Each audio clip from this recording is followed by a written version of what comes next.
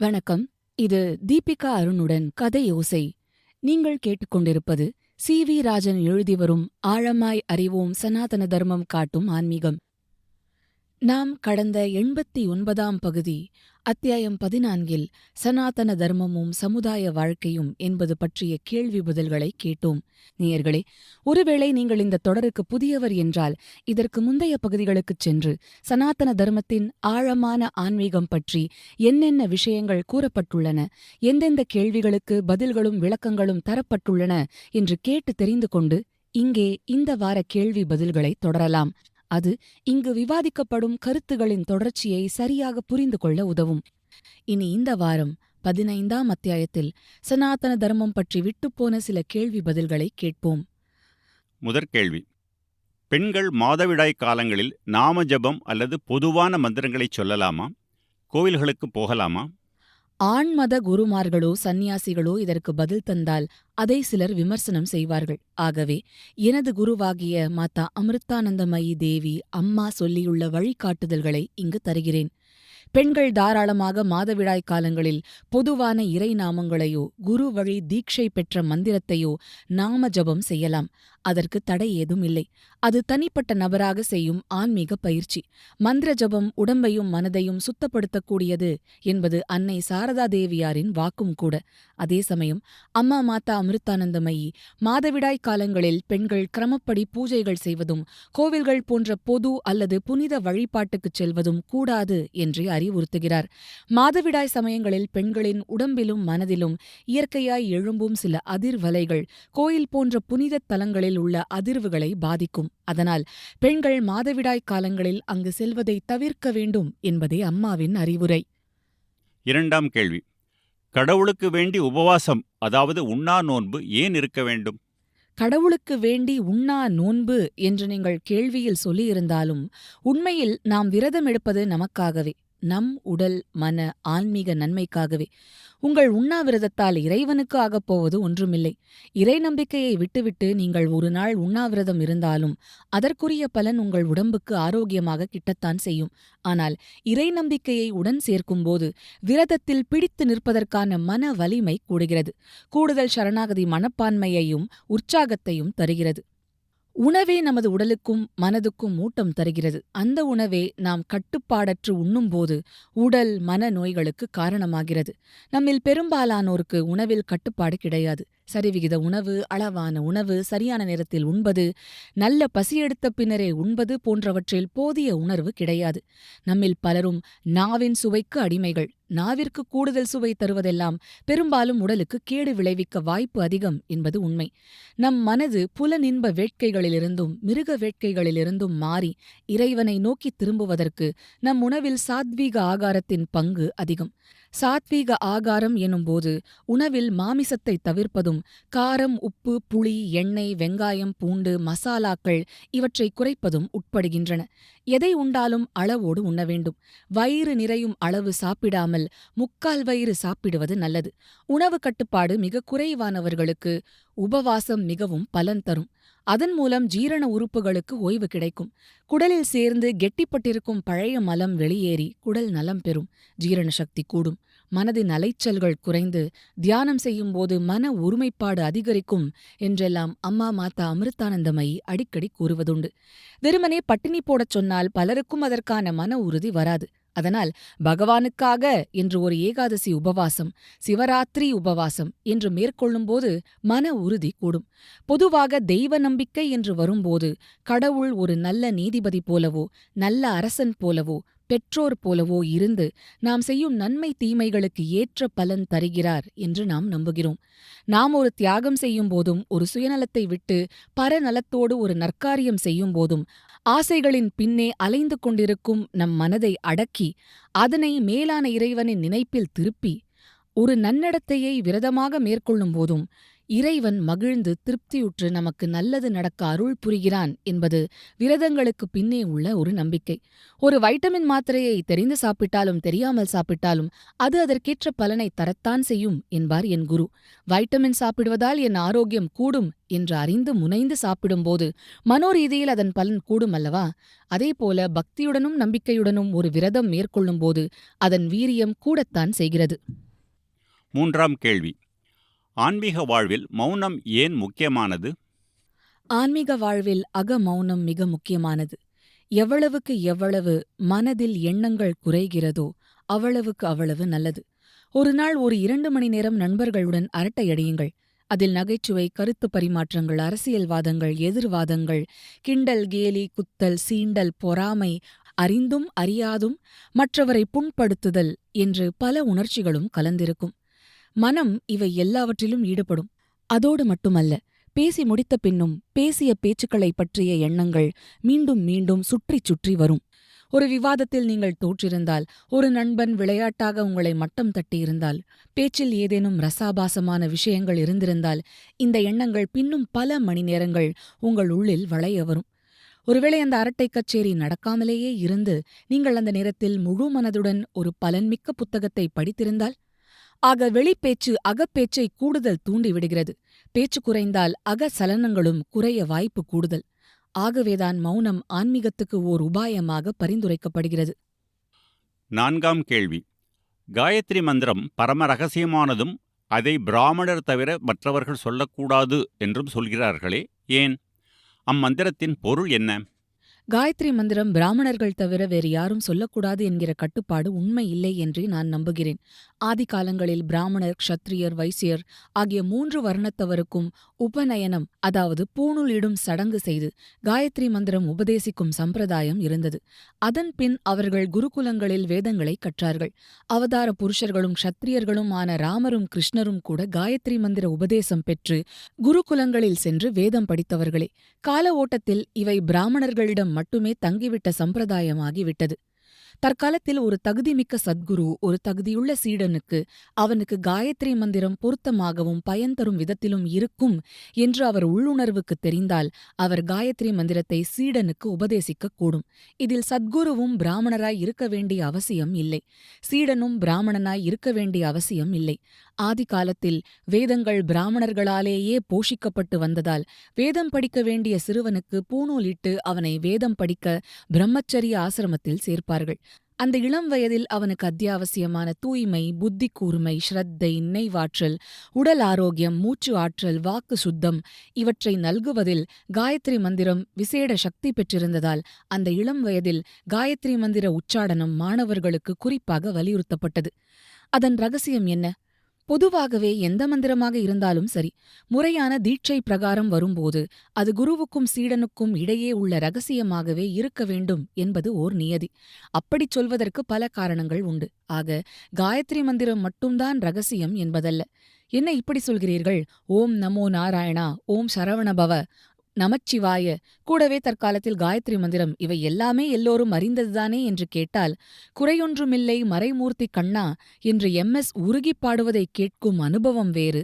அந்த பாடல் வரிகளை ஒருவன் ழ ல ள ர ர பிழைகளுடன் கட்டை குரலில் கத்தி வசனமாகப் படிப்பது வேறு. இரண்டும் சமமும் அல்ல, அனுபவ பலனும் ஒன்றல்ல. அதேபோல எந்த ஒரு மந்திரமானாலும் அதில் 1. அது குறிக்கும் தெய்வ வடிவம் அல்லது தேவதை. 2. மந்திரத்தை சரியான துவனியில் ஏற்ற இறக்கங்களுடன் உச்சரிக்கும் முறை. 3. மந்திரத்தின் உட்பொருள். இவை 3ம் அடக்கம். அம்மந்திரம் பலன் தர வேண்டுமானால் இம்மூன்றையும் தவிர 1. மந்திர தீட்சை தரும் குருவின் மெய்யான தகுதி. 2. குரு மூலமாக பெறப்படும் மந்திர தீட்சையினால் வரும் குருவின் அருள். 3. மந்திரத்தை பெறுபவனின் நம்பிக்கை, ஸ்ரத்தை, பக்தி, நிஷ்டை, விசுவாசம், உற்சாகம், விடாமுயற்சியுடன் செய்யும் தீவிர மந்திர ஜபம். 4. அவனது ஒழுக்கம், கட்டுப்பாடு, நன்னடத்தை. 5. இறையருள். இத்தனையும் வேண்டும். மந்திரம் ஒன்றிலேயே மட்டும் எல்லாம் அடங்கியிருக்கிறது என்றால் இன்றளவும் பூணூல் போட்டு காயத்ரி மந்திரம் சொன்ன எத்தனையோ பிராமணர்கள் சரியான படிப்பு வராமல், சம்ஸ்கிருதம் ஒன்றும் அறியாமல், வேதம் ஓதாமல், பெரிய மேதாவிகளாக ஆகாமல், சமையற்காரர்களாகவோ, சவ சரீரத்திற்கு சடங்குகள் செய்பவர்களாகவோ, கோயிலில் மணியடிப்பவர்களாகவோ வறுமையில் உழல்வதை பார்க்கிறோமே. காயத்ரி மந்திரம் உண்மையில் சவிதா எனும் தேவதையை குறிக்கும் மந்திரம். அது காயத்ரி எனும் சந்தஸில், அதாவது ஒரு குறிப்பிட்ட பா வடிவு, தமிழில் குறள், ஆசிரியப்பா என்றெல்லாம் உள்ள பா வடிவங்கள் போல சம்ஸ்கிருதத்தில் ஒரு வடிவில் அமைந்தது. இந்த மந்திரத்தின் பொருள், இந்த உலகத்தையும் விண்ணுலகத்தையும் அனைத்து உயிர்களையும் காக்கும் பரம தெய்வத்தின் தெய்வீக ஒளியை நாம் தியானிக்கிறோம். அந்த பரம்பொருளின் ஒளி நமது அறிவையும் புத்தியையும் நல்ல வழியில் நடத்தி ஞானத்தை அருளட்டும். அந்த மந்திரத்தை இயற்றிய ரிஷி யார்? காயத்ரி மந்திரம் ஒரு வேத மந்திரம். வேத மந்திரங்கள் எவையும் ரிஷிகள் இயற்றியதல்ல. ரிஷிகள் மந்திர திருஷ்டாக்கள் எனப்படுவார்கள். மந்திரத்தைக் கண்டவர்கள் என்று பொருள்.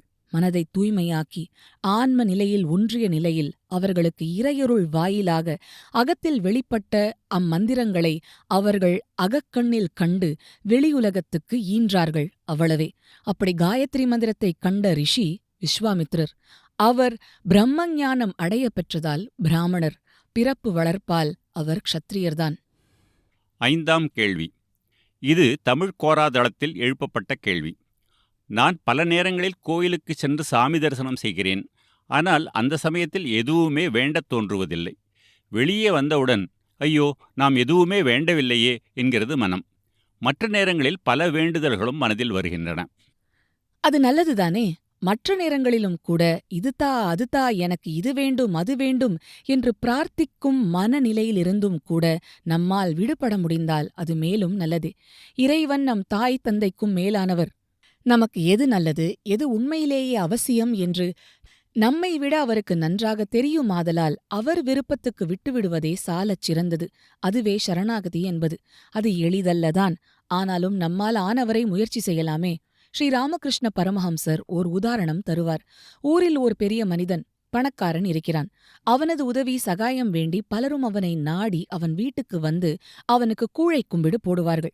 அடிக்கடி வந்து அவனை குஷிப்படுத்தும் விதத்தில் வந்து பேசிக் கொண்டிருப்பார்கள். பணக்காரனுக்கு தெரியும், அவர்களெல்லாம் ஒரு சுயநலமான காரணத்தோடுதான் தன்னிடம் வந்து குழைந்து குழைந்து பேசிக் கொண்டிருக்கிறார்கள் என்று. அவர்களைக் கண்டால் அவனுக்கு அலட்சியம் உண்டு.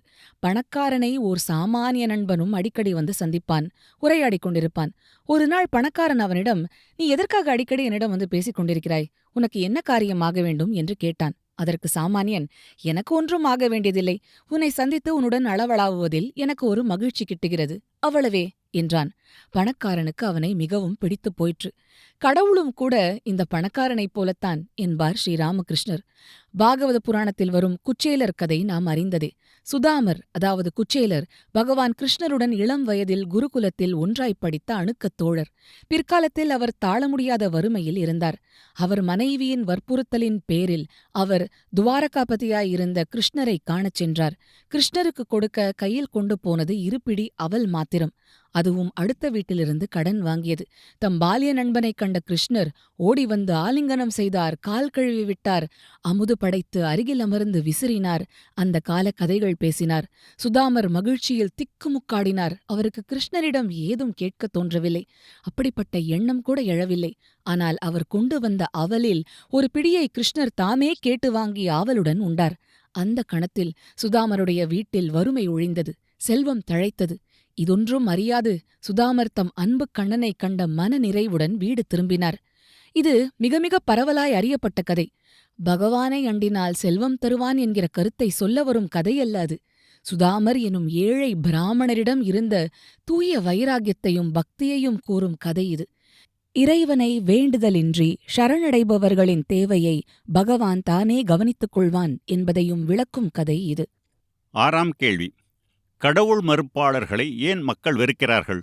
ஒரு கடவுளை நம்புகிறவன் அடுத்தவன் நம்பும் கடவுளை மறுப்பவன்தானே. ஏதேனும் ஒரு கடவுளை நம்பிவிட்டால் அவன் ஆன்மீகவாதியாம், நம்பாவிட்டால் அவன் பாவியாம்.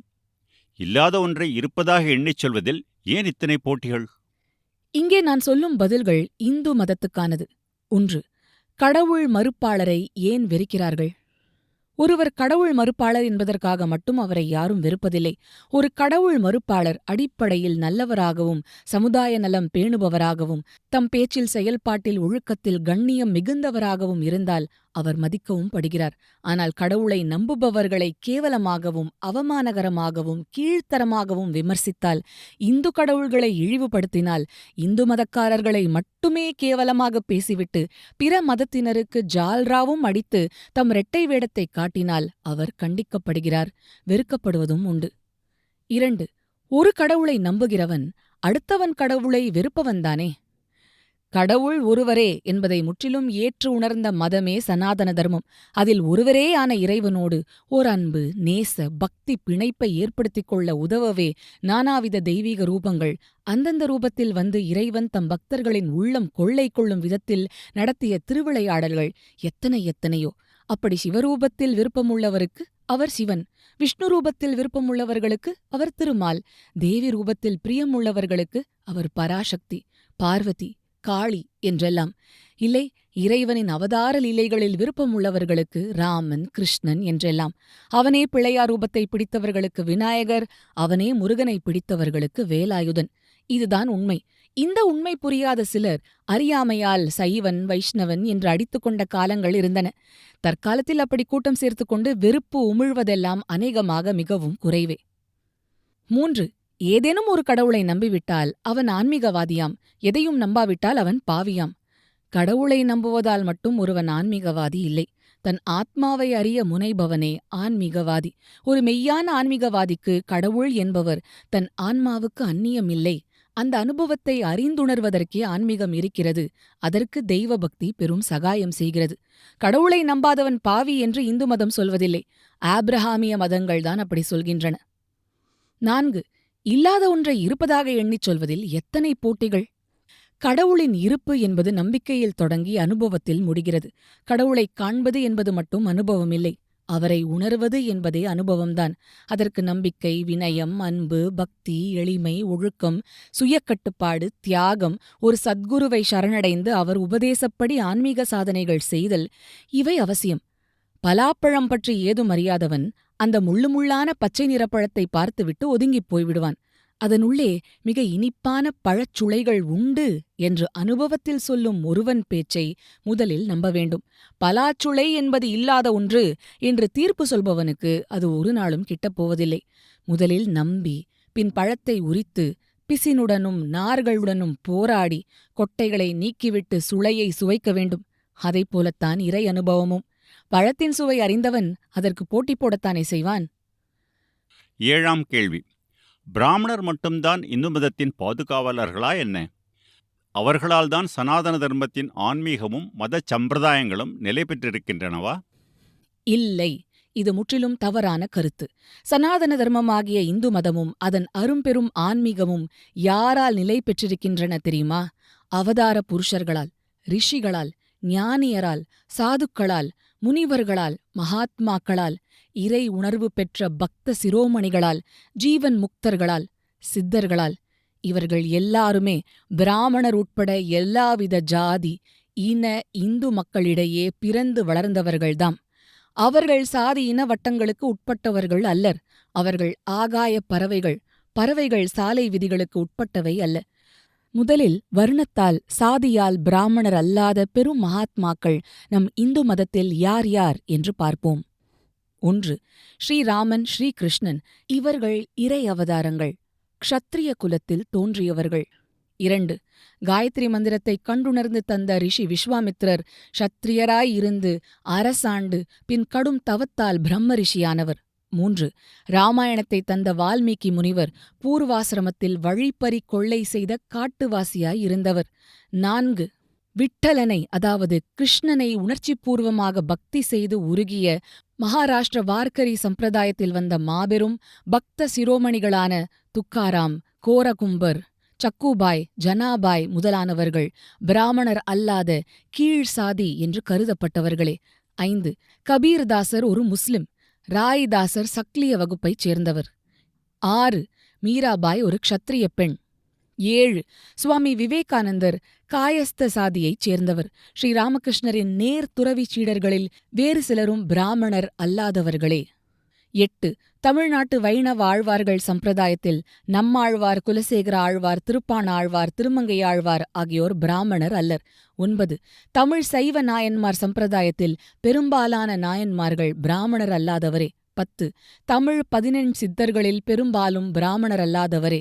11. வள்ளலார், அருணகிரிநாதர், பட்டினத்தார் இவர்கள் பிராமணர் அல்லர். 12. நந்தனார் தாழ்த்தப்பட்ட வகுப்பைச் சேர்ந்தவர். 13. ஸ்ரீ சத்ய சாய்பாபா ராஜு வகுப்பைச் சேர்ந்தவர். 14. கர்நாடகாவில் அக்கம்மாதேவி பிராமணர் அல்லர். 15. கேரளத்தின் ஸ்ரீ நாராயணகுரு தாழ்த்தப்பட்ட வகுப்பைச் சேர்ந்தவர். 16. சுவாமி சின்மயானந்தர், சுவாமி தப்போவன் மகாராஜ் இவர்கள் கேரள நாயர் வகுப்பைச் சேர்ந்தவர்கள். 17. கேரளத்தின் மாதா அமிர்தானந்தமயி தேவி அம்மா மீனவ வகுப்பைச் சேர்ந்தவர். இவரது பக்தர்கள் சீடர்களில் பரவலாக பிராமண ஜாதியினர் நிறைய உண்டு. தவிர எல்லா பிற சாதியினரும் யூதம், இஸ்லாம், கிறிஸ்தவம், புத்தம், ஜைனம், சீக்கியம் போன்ற மதத்தை சார்ந்தவர்களுமான உள்நாட்டு வெளிநாட்டு பக்தர்கள் சீடர்கள் ஏராளம் உண்டு. 18. தமிழ்நாட்டின் சுவாமி சித்பவானந்தர் கவுண்டர் வகுப்பைச் சேர்ந்தவர். மேல்மருவத்தூர் அடிகளார் பிராமணர் அல்லர். 19. சத்குரு ஜக்கி வாசுதேவ் பிராமணர் அல்லர்.